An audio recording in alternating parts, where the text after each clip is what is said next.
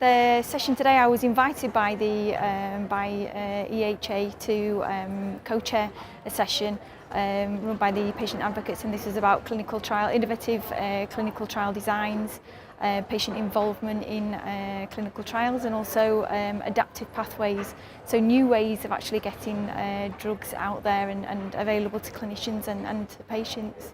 Okay, and what was some of the highlights from this session?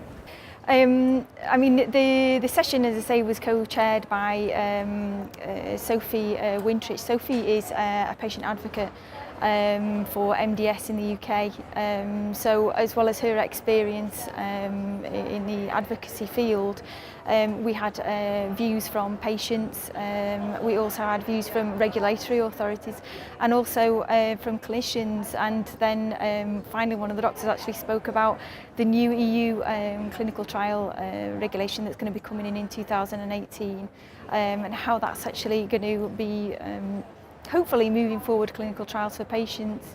I think the key thing, especially in haematology, is the difficulty that we have in getting evidence of safety and efficacy in trials when we've got quite small populations. And I know that's true in other disease groups as well, but especially in haematology.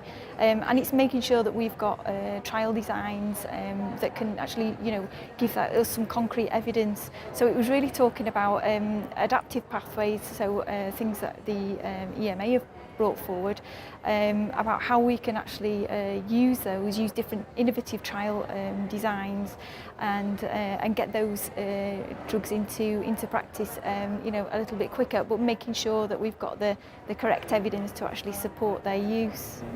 Patient-powered research. Yeah, we also listened about sort of involving patients in trial designs and things like that, and it was interesting to see. We got a show of hands at the end of the session, asking how many of those who'd attended the session were pharma, which is about a third. We had patient advocates, and we also had clinicians. But there were a lot of patient advocates that were there. Probably over a third. We asked how many were actually involved in clinical trials in the design, so asking for their opinion about clinical trials, how they were going to be set up, patient information, those kinds of things, and hands dropped to about 3.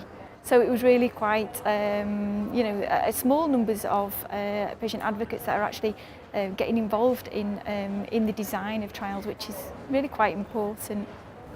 Well, maybe it will take the larger organisation, like you say, from the EU, of reshaping trials to involve them from the start rather than trying to introduce yourself to the trials later. Yeah, I think, we were talking today with some of the clinicians who had actually experience of involving patients in their design, in how to get access to that particular patient group, getting patients involved, having a look at the ethical aspects of designing trials so that patients will participate and will want to stay in that trial, so we're not getting high dropout rates even.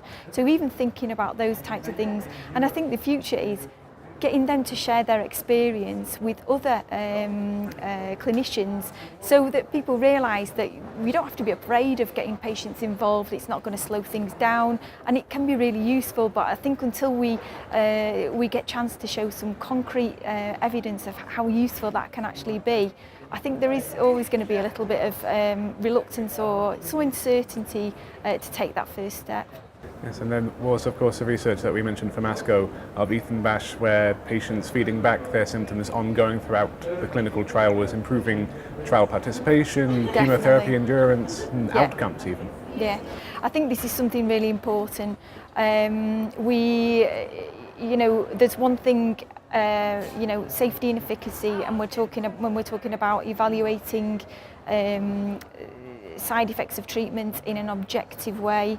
When you've got common terminology criteria that you can evaluate exactly what's happening to patients, but what does that mean for a patient? So patient-reported outcomes, what's the burden of that symptom for a patient?